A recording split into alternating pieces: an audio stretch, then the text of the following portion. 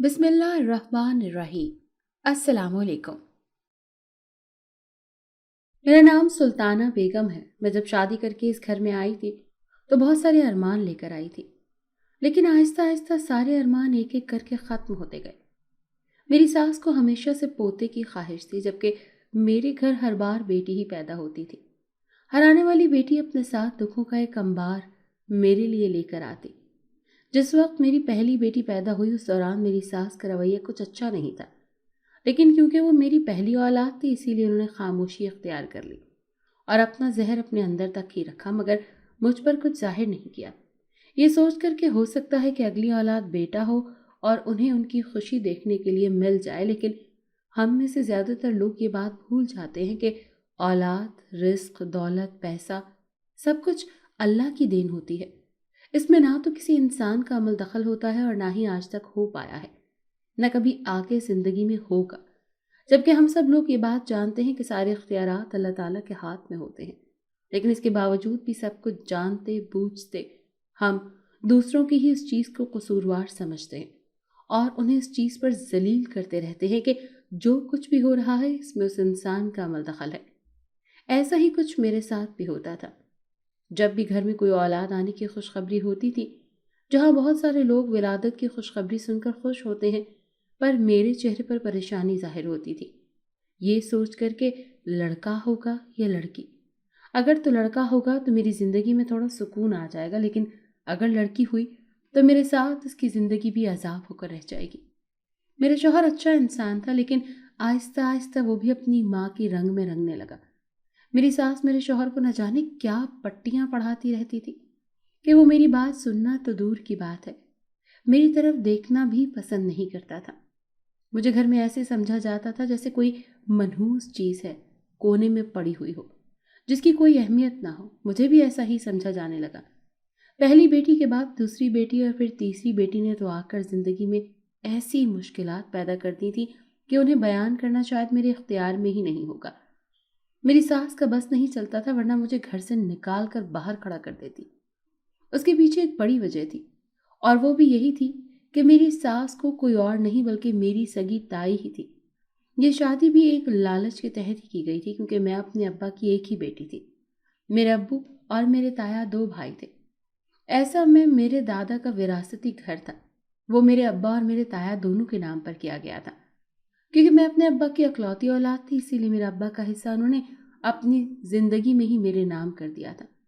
میرے تایا کیونکہ یہ گھر کسی اور کو دینا نہیں چاہتے تھے، وہ چاہتے تھے کہ یہ پورا گھر ان کے پاس ہی رہ جائے اور کوئی اور اس گھر میں آ کر نہ رہے، اور نہ ہی انہیں اس گھر کا بٹوارا کرنا پڑے۔ اسی لیے پورے گھر میں راج کرنے کے لیے یہ راستہ چنا اور میرا رشتہ مانگ لیا گیا تھا۔ اسی لیے جو حصہ میرے بابا کا ہے وہ میرے ذریعے ان تک ہی رہ جائے گا۔ تایا سے بات کی تو تایا کو کبھی یہی طریقہ سب سے بہترین لگا تھا کہ اگر میں شادی کر کے کسی اور کے گھر چلی جاتی ہوں تو میں اپنا حصہ بھی اپنے ساتھ لے جاتی۔ ایسے میں یا تو میں اپنے شوہر کے ساتھ آ کر اس گھر میں رہتی یا پھر اپنا حصہ کسی اور کو بھیج کر چلی جاتی، جبکہ میرے تایا تائی ایسا ہرگز نہیں چاہتے تھے۔ اسی لیے مجبوری میں نہ چاہتے ہوئے بھی میری تائی کو مجھے اپنی بہو بنانا پڑا۔ میں اس بات کو اچھی طرح سے جانتی تھی کہ وہ پہلے دن سے ہی اس رشتے پر دل سے راضی نہیں تھی۔ میں اچھی طرح سے جانتی تھی کہ انہوں نے کس مقصد کے لیے میرا رشتہ مانگا ہے۔ میں نے ابو کو بھی سمجھانے کی کوشش کی تھی، لیکن ان کا کہنا تھا کہ وہ جیسے بھی ہیں میری تائی ہیں اور میں گھر میں ان کے پاس رہ جاؤں گی، کیونکہ میری امی کا اسی وقت انتقال ہو گیا تھا جب میں اس دنیا میں آئی تھی۔ میرے ابو نے ہی مجھے پال پوس کر بڑا کیا تھا۔ میرے بابا مجھ سے بہت انسیت کرتے تھے کیونکہ میں ان کی زندگی کا کل اثاثہ تھی۔ میرے ابا میری اماں سے بہت محبت کرتے تھے۔ ان دونوں کی محبت کی شادی تھی اور یہی وجہ تھی کہ میری امی کے انتقال کے بعد بھی میرے ابو نے دوسری شادی کا کبھی سوچا ہی نہیں، جب سارے رشتہ داروں نے ان سے یہی کہا تھا کہ وہ دوسری شادی کر لیں، کیونکہ ایک بچے کو ماں کی ضرورت ہوتی ہے، اور ویسے بھی میرے ابو اس وقت جوان تھے، انہیں تو کسی کی بھی اچھی اور کمالی لڑکی کا رشتہ مل سکتا تھا۔ لیکن اس کے باوجود بھی میرے ابا نے کسی کی بات نہیں سنی تھی۔ انہوں نے یہی کہا تھا کہ وہ دوسری شادی ہرگز نہیں کریں گے۔ جہاں تک میری بات ہے تو وہ جانتے تھے کہ سوتیلی مائیں بچوں کے ساتھ کیسا رویہ رکھتی ہیں۔ مجھے اس فطور سے بچانے کے لیے میرے ابا نے دوسری شادی نہیں کی تھی۔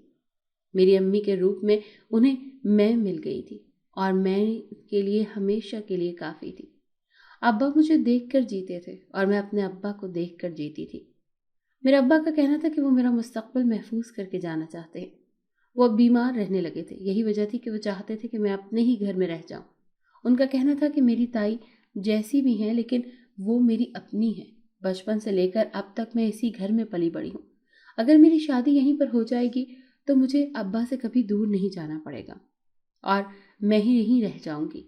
میں نے کبھی بھی اپنے ابا کی کوئی بات نہیں ٹالی تھی۔ ان کی ہر بات میرے لیے سب سے زیادہ اہمیت رکھتی تھی کہ انہوں نے میرے لیے جو قربانیاں دی تھیں میں چاہ کر بھی ان کا قرض نہیں چکا سکتی تھی۔ اسی لیے میں نے اپنے آپ سے یہ عہد کیا تھا کہ میرے ابا زندگی میں مجھے کوئی بھی فرمائش کریں گے، مجھے کچھ بھی کہیں گے تو میں ان کی کسی بات سے کبھی انکار نہیں کروں گی۔ یہی وجہ تھی کہ میرے ابا نے اس دنیا سے جانے سے پہلے اپنا حصہ میرے نام کر دیا تھا اور میرے تایا کو ہاں کر دی تھی۔ انہوں نے بھی خوشی خوشی اپنے سب سے چھوٹے بیٹے کے لیے میرا رشتہ لے لیا تھا اور میری شادی ہو گئی تھی۔ میرے ابا نے میری شادی کر دی تھی اور میں شادی کے 6 مہینے بعد ہی میرے ابا مجھے چھوڑ کر اس دنیا سے رخصت ہو گئے تھے۔ اس سارے معاملے میں جو چیز مجھے سکون دیتی تھی وہ یہی تھی کہ میرے ابا اس دنیا سے جاتے وقت مطمئن تھے، اس بات سے خوش تھے کہ انہوں نے جانے سے پہلے اپنی بیٹی کو محفوظ ہاتھوں میں سونپ دیا ہے۔ اب وہ ہاتھ کتنے محفوظ ہیں یہ تو وقت آنے پر ہی معلوم ہونا تھا، لیکن میرے شوہر مطمئن تھے۔ مجھے ان سے زیادہ اور کچھ نہیں چاہیے تھا۔ کئی بار باتوں باتوں میں مجھے اس بات کا اندازہ ہو گیا تھا کہ میری تائی کے دل میں مجھے لے کر کتنی ہمدردی اور کتنی محبت ہے۔ میں اچھی طرح سے جانتی تھی کہ وہ ایک لالچی عورت ہیں۔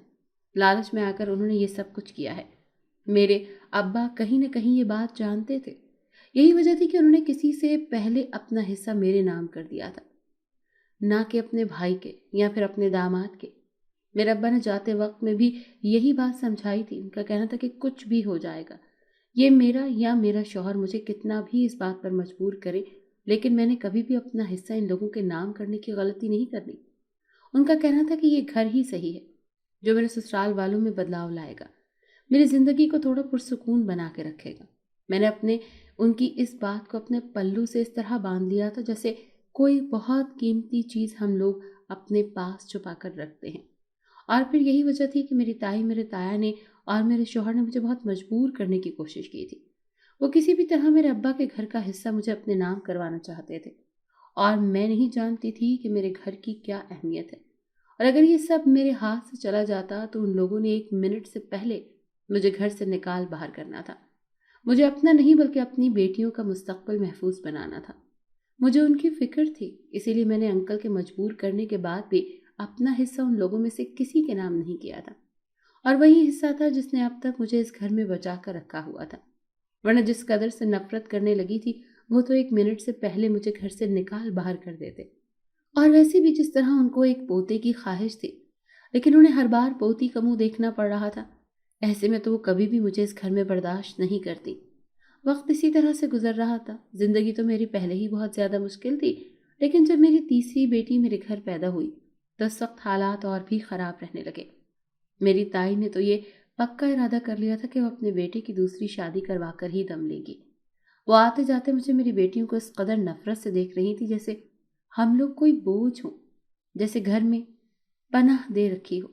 اپنی ماں کو دیکھا دیکھی میرے شوہر کا بھی یہی حال تھا۔ اس نے کبھی بھی اپنی بیوی سے محبت سے بات نہیں کی تھی، اور نہ ہی اس نے کبھی میرے دل کا حال جانا، اور نہ یہ کوشش کی تھی۔ ایک شوہر ہی ہوتا ہے جو بیوی کو سسرال میں عزت دلاتا ہے، اس کو تحفظ دلاتا ہے اور اسے حقوق دلاتا ہے، جبکہ میرے شوہر کی طرف سے مجھے کبھی بھی ایسا کوئی تاثر نہیں ملا تھا۔ اس نے کبھی بھی میری بات سننے کی کوشش ہی نہیں کی تھی، نہ اس نے کبھی میرا ساتھ دیا تھا۔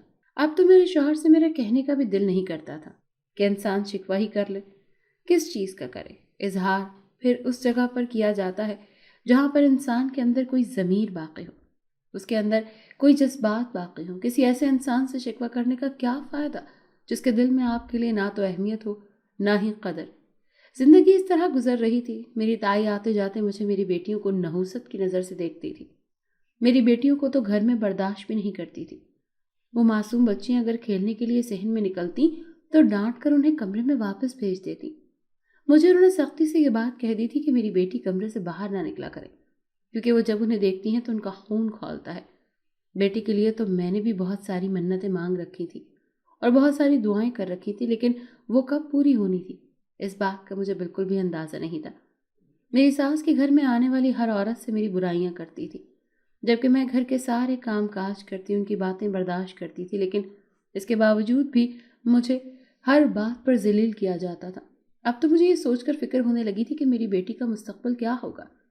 جب تک میں زندہ تھی تو میں نے تحفظ دے رہی تھی، لیکن اگر میں اس دنیا میں نہ رہتی تو یہ لوگ تو انہیں بیچ کر کھا جاتے۔ کبھی کبھی تو مجھے اس بات پر حیرت ہوتی تھی کہ ان لوگوں میں انسانیت نام کی کوئی چیز ہی باقی نہیں رہی تھی۔ وہ میرے اپنے تھے اور اپنوں کا میرے ساتھ اس قسم کا رویہ تھا۔ میرے ابو ٹھیک کہتے تھے کہ وہ قاسمی کا ٹکڑا ہی تھا جس نے اب تک مجھے اس گھر میں رکھا ہوا تھا۔ اب تو میں نے اس بات کا پکا ارادہ کر لیا تھا کہ کچھ بھی ہو جائے اپنا حصہ کبھی بھی میں کسی کے نام نہیں کروں گی، کیونکہ وہ گھر ہی میری بیٹیوں کا آخری سہارا تھا، اور کچھ نہ صحیح کم از کم چھت تو تھی ہمارے سر پر۔ اگر میرا شوہر دوسری شادی کر بھی لیتا تب بھی وہ ہم سفر سے نہیں نکال سکتا تھا، کیونکہ اس پر میرا برابر کا حصہ تھا۔ یہی وہ بات تھی کہ میری تائی کڑوے گھونٹ بھر کر رہ جاتی تھی، لیکن مجھے گھر سے نکالنے کی ہمت نہ تھی۔ 3 بیٹیوں کے بعد اب چوتھی مرتبہ جب میری یہ خبر تھی کہ میں ماں بننے والی ہوں تو یہ بات میرے لیے خوشی سے زیادہ پریشانی کا باعث تھی، کیونکہ مجھے یہی سوچ کر فکر ہو رہی تھی کہ اگر چوتھی مرتبہ بھی میرے گھر بیٹی پیدا ہوئی تو یہ لوگ میرے ساتھ اس بچی کے ساتھ بھی کیا سلوک کریں گے۔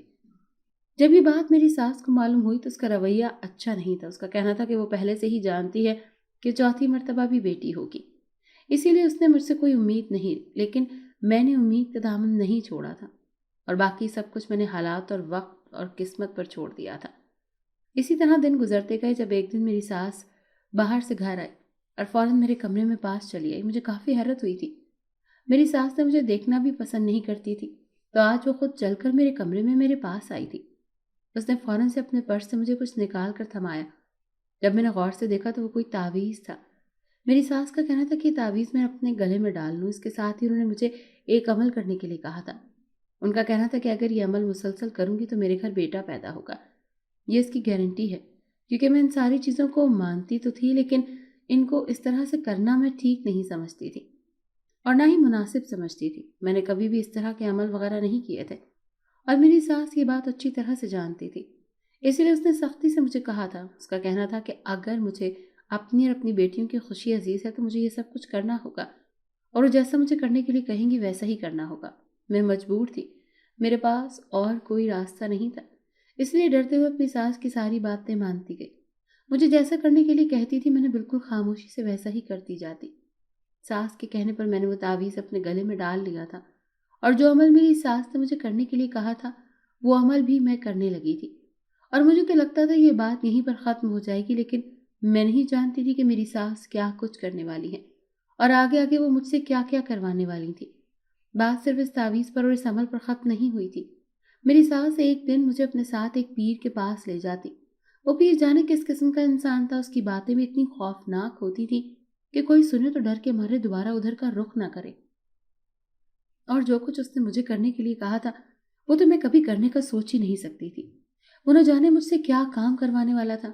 اس کا کہنا تھا اگر میں چاہتی ہوں کہ میرے گھر میں بیٹا پیدا ہو تو مجھے ایک ایسا عمل کرنا پڑے گا جو کہ بہت ہی خطرناک ہے، لیکن اس کے بعد میرے گھر بیٹا ہی پیدا ہوگا۔ میرے بولنے سے پہلے ہی میری ساس نے فوراً جواب دیا تھا۔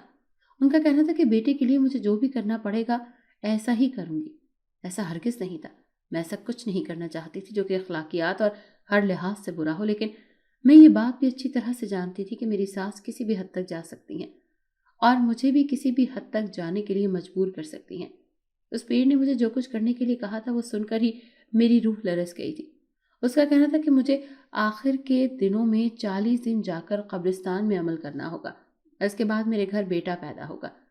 میری ساس کا کہنا تھا کہ میں کوئی بھی عمل کرنے کے لیے تیار ہوں، جبکہ میں تو یہ کرنے کے لیے بالکل بھی تیار نہیں تھی۔ میں ایسا کچھ نہیں کرنا چاہتی تھی، لیکن میری ساس نے مجھے مجبور کیا تھا، اور پھر کرتے کراتے وقت آ گیا تو میرے ساتھ مجھے روزانہ قبرستان لے جاتی، پھر خود باہر کھڑی ہو جاتی۔ مجھے تو وہ پیر شکل سے ہی کوئی کالین والا آدمی لگتا تھا۔ ایسے میں اپنی اولاد کے ساتھ کوئی ایسا ویسا عمل نہیں کرنا چاہتی تھی جس کا اثر اس کے آگے آنے والی زندگی میں ہو۔ جو کچھ اس نے مجھے گھر پر کرنے کے لیے کہا تھا وہ تو میں نے خاموشی سے کر لیا، اس کی بات مان لی تھی، لیکن ابھی اتنا بڑا رسک میں نہیں لے سکتی تھی۔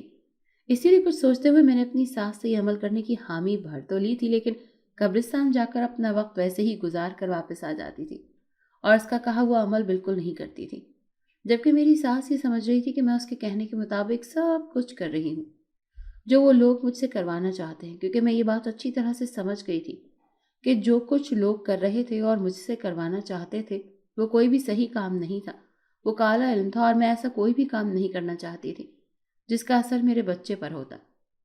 میری ساس تو بہت خوش تھی، انہیں تو اس بات پر پورا یقین تھا کہ اس بار بیٹا ہی ہوگا۔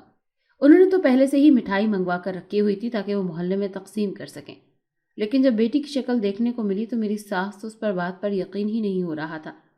وہ بار بار یہی بات کہہ رہی تھی کہ ایسا کیسے ہو سکتا ہے، ان کے گھر بیٹا ہونا تھا، جبکہ اسپتال والوں کا یہ کہنا تھا کہ ہمارے گھر بیٹی ہوئی ہے۔ وہ سب لوگ میری ساس کے رویے پر حیران تھے۔ میری ساس کو تو پورا یقین تھا کہ ان کے گھر بیٹا ہی ہوگا، اور پھر چوتھی بیٹی کی بات صحیح ہے تو میری ساس گھبرا کر ہنگامہ مچا دیا تھا۔ ان کا کہنا تھا کہ ایسا کیسے ہو سکتا ہے، جبکہ میں نے جھوٹ بول دیا تھا۔ یہی کہا تھا کہ جو عمل انہوں نے مجھ سے کرنے کے لیے کہا تھا میں نے تو وہ عمل ویسے ہی کیا تھا جیسا انہوں نے کہا تھا۔ آگے مجھے نہیں معلوم کہ یہ سب کچھ کیا ہوا ہے، لیکن حقیقت تو یہ تھی کہ میں نے سب کچھ کیا ہی نہیں تھا۔ مجھے اپنی بیٹی قبول تھی، لیکن کوئی بھی کالے علم سے کیا ہوا بیٹا ہرگز نہیں۔ میں نے اپنی دنیا سے بیٹی کو اپنے سینے سے لگا لیا تھا، جبکہ باقی سب کے لیے تو بے معنی تھی۔ اس دن کے بعد میری ساس نے فیصلہ کر لیا تھا کہ اب انہیں آگے کیا کرنا ہے۔ میری ساس کا کہنا تھا وہ میرے شوہر کی دوسری شادی کروا کر سانس لیں گی۔ ان کا کہنا تھا کہ پہلے تو وہ شاید میرے شوہر کی دوسری شادی نہ کرواتی، انہیں امید تھی۔ ان کا کہنا تھا کہ جبکہ میرے اوپر تو کوئی عمل بھی اثر نہیں کرتا، ایسے میں نے کوئی امید نہیں رہی کہ ہمارے حق میں بیٹا ہوگا، اسی لیے وہ اپنے بیٹے کی دوسری شادی کروانے کی کوششوں میں جت گئی تھی۔ میں نے بھی ان سے یہی کہا تھا کہ نہیں، جو بھی کرنا ہے وہ کر سکتی ہیں، لیکن مجھے میری بیٹیوں کو اس گھر سے کوئی نہیں نکال سکتا، کیونکہ اس گھر پر میرا اور میری بیٹیوں کا پورا پورا حق ہے۔ اور پھر اس دن کے بعد سے ایک ایسی جنگ ہمارے گھر میں شروع ہو گئی تھی جو نہ ختم ہونے والی تھی۔ میری ساس نے میرے شوہر کی بہت جلدی دوسری شادی کروا دی تھی، جبکہ مجھے میری بیٹیوں کو ایک کمرہ دے دیا تھا اور یہی کہا تھا کہ ہم لوگ اسی کمرے میں اپنی ساری زندگی گزاریں گی۔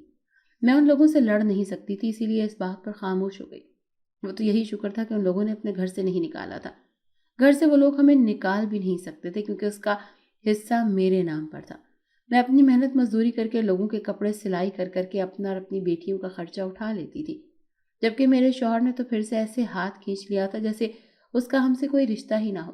اور میری ساس پوتے کے چکر میں اس قدر خوش تھی کیونکہ انہیں کسی اور کا خیال ہی نہیں رہتا تھا۔ انہوں نے تو مجھے میری بیٹیوں کو دیکھنا ہی چھوڑ دیا تھا۔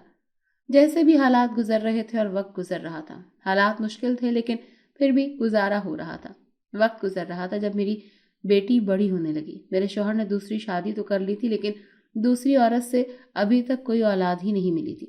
میری بڑی تینوں بیٹیاں اسکول جاتی تھیں، جبکہ میری چوتھی اور سب سے چھوٹی بیٹی، اس کا کہنا تھا کہ اسے اسکول کی پڑھائی نہیں کرنی بلکہ اسے قرآن حفظ کرنا ہے۔ میں سب سے چھوٹی بیٹی، اس کا نام میں نے بہت ہی پیار سے مناہل رکھا تھا۔ مناہل بچپن سے ہی اپنے آپ میں گم رہنے والی لڑکی تھی۔ وہ نہ تو فضول گفتگو پسند کرتی تھی اور نہ ہی فضول گفتگو کا حصہ بنتی تھی۔ اسے دین سے اس قدر لگاؤ تھا اور اس کا لگاؤ دیکھ کر مجھے خوشی ہوتی تھی اور حیرت بھی ہوتی تھی کہ آخر اس عمر میں اس کا اتنا لگاؤ کیسے ہو گیا۔ میری بچی نے مجھ سے جب یہ فرمائش کی تو میں نے کوئی بھی اعتراض کیے بغیر اس کا داخلہ محلے کے قریب ایک مدرسے میں کروا دیا، کیونکہ میرے لیے خوشی کی بات تھی کہ میری بیٹی دین کی طرف چل رہی ہے، اور پھر باقی بچوں سے وہ کافی زیادہ ذہین بھی تھی۔ اس نے بہت جلدی قرآن ختم کر لیا تھا اور حافظہ بن گئی تھی، جبکہ میں چاہتی تھی کہ وہ اس کے ساتھ ساتھ اپنی دوسری پڑھائی بھی مکمل کرے، کیونکہ میں جانتی تھی کہ دوسری پڑھائی کے بغیر گزارا نہیں ہوتا۔ کہیں پر بھی کسی نوکری کے لیے جاؤ یا پھر رشتے کی بات چلاؤ تو سب سے پہلے لوگ یہ سوال کرتے ہیں کہ لڑکی نے کتنی تعلیم حاصل کی ہے۔ میری قسمت تو جیسی بھی تھی، لیکن میں چاہتی تھی کہ میری بیٹیوں کی قسمت اچھی ہو اور ان کا مستقبل اچھا ہو، اسی لیے میں چاہتی تھی کہ انہیں اچھی تعلیم دلواؤں۔ مناہل کبھی میں نے اس کو ڈال دیا تھا اور پھر جیسے تیسے کر کے اس نے 10ویں ماں کے پاس کر لی تھی۔ اس کے بعد اس نے گھر میں بچوں کو قرآن پڑھانا شروع کر دیا۔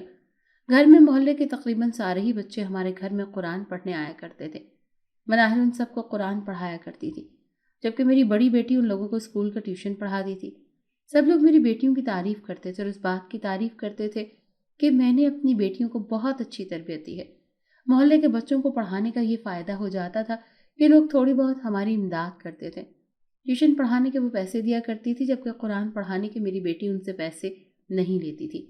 اس کے بدلے میں وہ ہمیں دوسری چیزیں ہمارے گھر دے جایا کرتے تھے، جس میں جیسے کھانے کا سامان وغیرہ ایسی چیزیں ہوتی تھی، کیونکہ وہ جانتے تھے کہ میرے شوہر نے دوسری شادی کر لی ہے اور وہ ہم لوگوں کو نہ تو خرچہ دیتا ہے اور نہ ہی ہمارے ساتھ اچھا سلوک کرتا ہے۔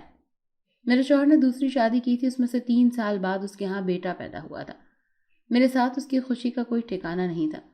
میں نے آج بھی وہ دن یاد ہے جب میری ساس نے بیٹے کی خوشی میں پورے محلے میں مٹھائی بانٹی تھی اور مجھ پر یہ بات جتانے کے لیے آتی تھی کہ جنہوں نے اپنے بیٹے کی دوسری شادی کروا کر کوئی غلط فیصلہ نہیں کیا تھا، بلکہ یہ ان کا اچھا فیصلہ تھا۔ ان کے اس فیصلے نے ان کے بیٹے کی زندگی بدل دی تھی۔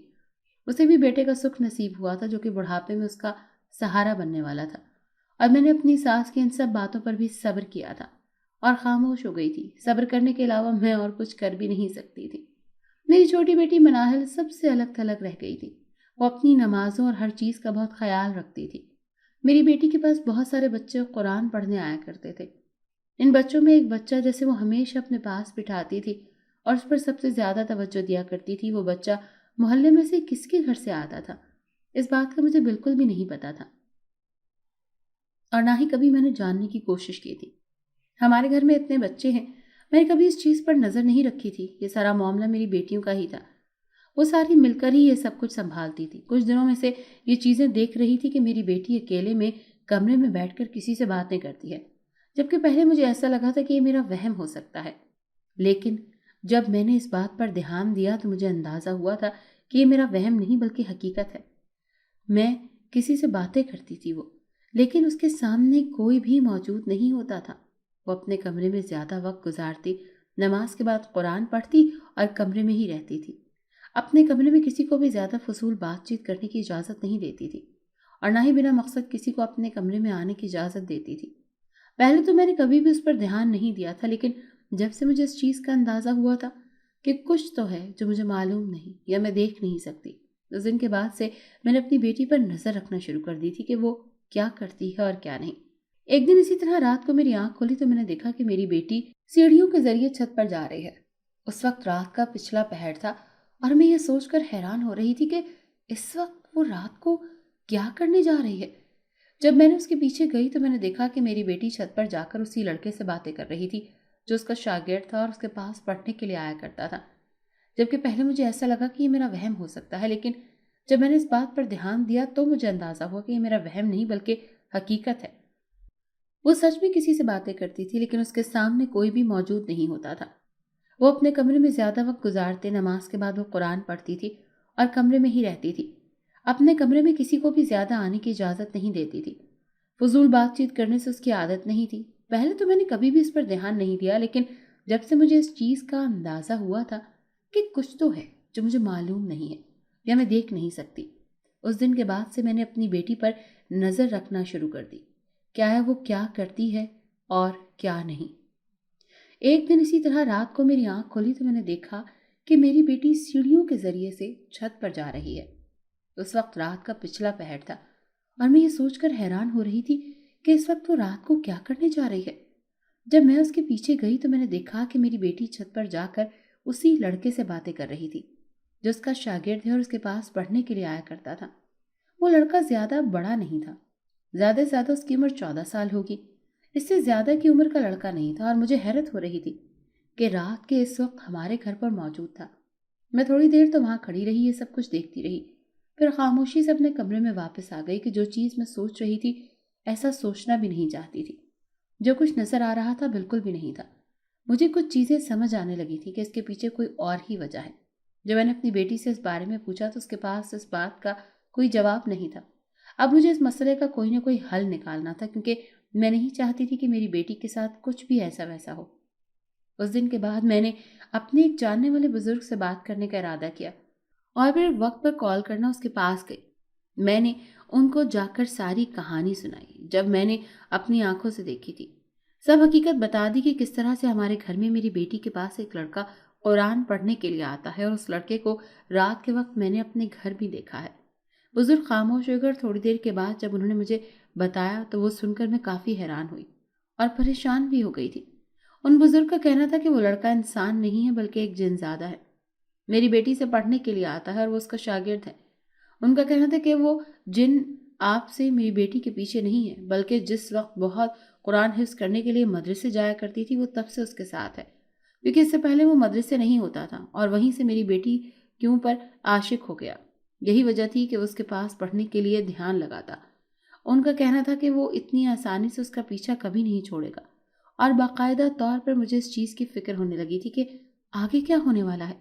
میں نے ان کو صرف ساتھ سے یہی کہا تھا کہ وہ کچھ ایسا کرے، کوئی ایسا آدمی کوئی تعویذ کر دے کہ جس سے وہ انسان میری بیٹی سے دور ہو جائے، جبکہ ان کا کہنا تھا کہ وہ کوئی شیطانی جہاد نہیں ہے جسے کسی تعویذ کے ذریعے کسی عمل کے ذریعے سے دور کر دیا جائے، بلکہ وہ ایک نیک اور اچھا جنزادہ ہے، ایسے میں اس پر کوئی بھی تعویذ کوئی بھی عمل اثر نہیں کرے گا۔ اور بزرگ نے مجھے سمجھانے کی کوشش کی تھی۔ ان کا کہنا تھا کہ میرے لیے یہی بہتر ہے کہ جو کچھ ہو رہا ہے میں خاموشی سے سب کچھ ہونے دوں اور سب کچھ وقت اور حالات پر چھوڑ دوں، لیکن میں اسے کیسے سب کچھ اس طرح سے چھوڑ سکتی تھی؟ اس دن کے بعد سے ہمارے حالات کو بہت بدلنے لگے تھے۔ میری بیٹی کے پاس آئے دن خوبصورت اور قیمتی چیزیں ملتی تھی۔ پوچھنے پر وہ کہتی کہ اس کے شاگرد نے اسے تحفے میں دی ہیں۔ میں نے بھی اس چیز کو ایسے ہی چھوڑ دیا تھا، یہ سوچ کر کے وقت آنے پر ہی کوئی فیصلہ اس بارے میں کیا جائے گا۔ جبکہ اپنی بڑی بیٹیوں کی شادی کرنے کا ارادہ کیا تھا، بڑی بیٹی کا رشتہ طے کر دیا تھا اور اس کی شادی کر دی تھی، اور پھر اس کے بعد دوسری دونوں کا بھی میں نے رشتہ پکا کر کے ان کی شادی کرنے کا ارادہ کر لیا تھا، اور پھر ان دونوں کو بھی میں نے ان کے گھر کا کر دیا۔ اب باری سب سے چھوٹی اور مناہل کی تھی۔ مجھے اس کی شادی کرنی تھی، لیکن جو بھی کوئی رشتے والا آتا تھا ایک بار وہ دیکھ کر پسند کر کے چلے جاتے، لیکن اس کے بعد ان کی طرف سے کوئی جواب نہیں ملتا تھا، اور اگر کوئی جواب دے دیتا تو وہ انکار کر دیتا، جبکہ مجھے انکار کی وجہ ہی سمجھ میں نہیں آتی تھی۔ جب میں نے بزرگ صاحب سے اس بارے میں پوچھا تو ان کو کہنا تھا کہ جس وقت میری بیٹی اس دنیا میں آنے والی تھی اس وقت جو عمل اس پیر نے مجھے کرنے کے لیے دیا تھا اس کی وجہ سے میری بیٹی کے اندر کچھ ایسی خوبیاں ہیں جو عام نہیں ہیں۔ ان کا کہنا تھا کہ انہوں نے جو عمل مجھے کرنے کے لیے دیا تھا ایک بہت ہی خطرناک عمل تھا، میں وہاں عمل کر لیتی تو میری جو بھی اولاد پیدا ہوتی اس کے اندر شیطانی طاقت موجود ہوتی۔ اس پیر نے اپنے مقصد کے لیے مجھ سے یہ عمل کروانا تھا۔ وہ تو اچھا ہوا کہ میں نے وہ عمل نہیں کیا، اور یہی وجہ تھی کہ میری بیٹی ان ساری شیطانی طاقتوں سے بچ گئی تھی، بلکہ اس کے بجائے اپنے طور پر اچھا کرتی تھی، نماز پڑھتی تھی، قرآن پڑھتی تھی، اور یہی وجہ تھی کہ میری بیٹی نیک تھی اور اس میں اچھائی تھی۔ لیکن اس کے باوجود جو عمل میری ساس نے پہلے مجھ سے کرنے کے لیے کہے تھے وہ میں نے کیے تھے، جس کی وجہ سے میری بیٹی میں کچھ خصوصیات ایسی تھی جو کہ عام نہیں تھی۔ عورت کا کہنا ہے کہ میری بیٹی کو ان ساری چیزوں کو دیکھ سکتی ہے اور سن سکتی ہے جنہیں ہم لوگ نہیں دیکھ سکتے۔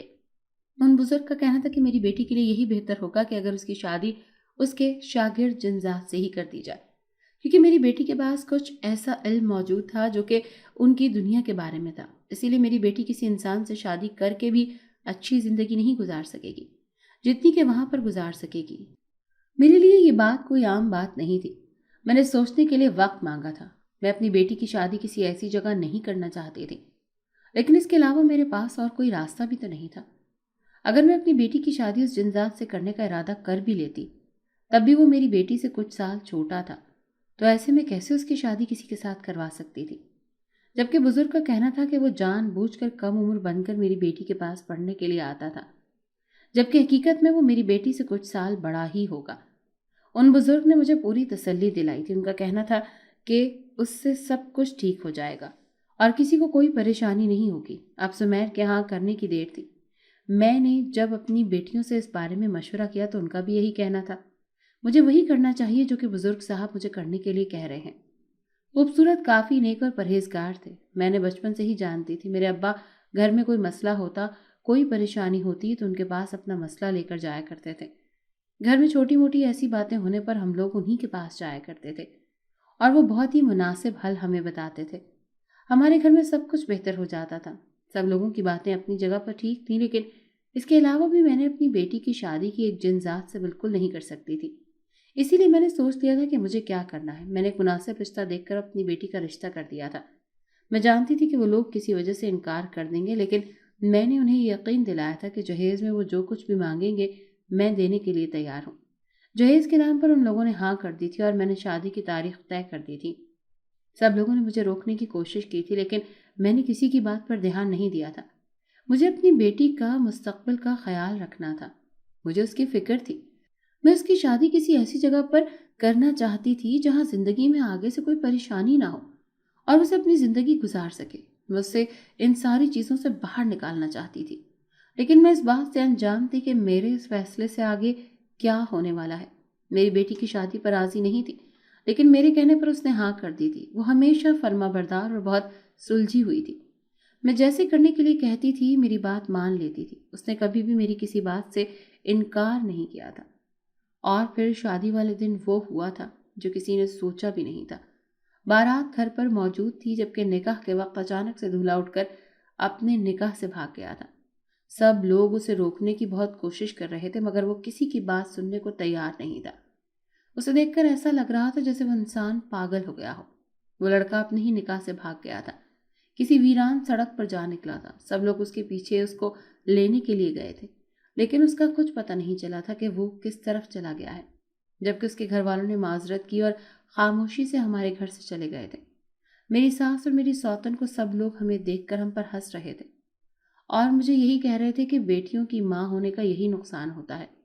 अगर बुरा एक दफ़ा वापस बारात चली जाए तो बेटी सारी उम्र ही बैठी रह जाती है। मेरी सास का कहना था कि किसी दिन के लिए वो बेटियों से डरती थी और बेटियों के पैदा होने पर वो चिढ़ती थी। उन सब लोगों की बातों पर मैंने सब्र के घूंट पीकर अपने आप को तसल्ली दी थी। जबकि थोड़ी ही देर गुजरी थी जब हजरत साहब हमारे घर आ गए।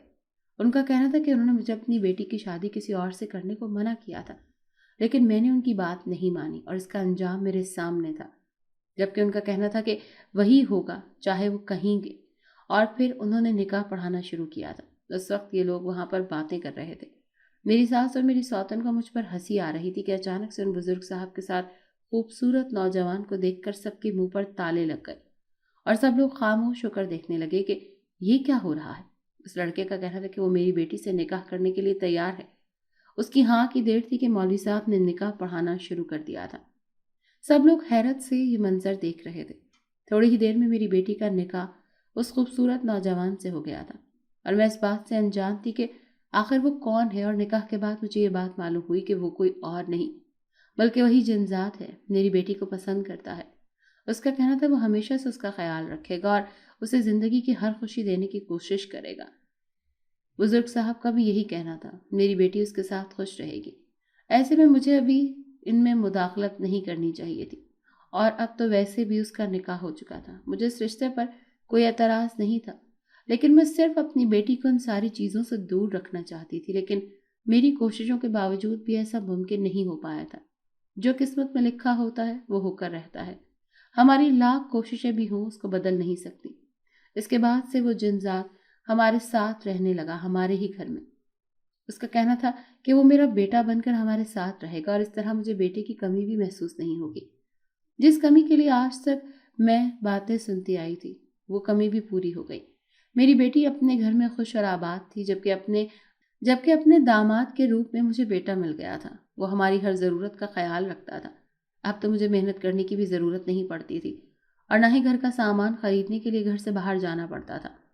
उसने अपने बेटे होने के सारे फर्ज निभाए तो अपनी जिम्मेदारी अच्छे तरीके से निभाने लगा था। जबकि मेरी सास और मेरे ये सौतन देखकर हैरान होती थी कि ऐसा कैसे मुमकिन हो सकता है।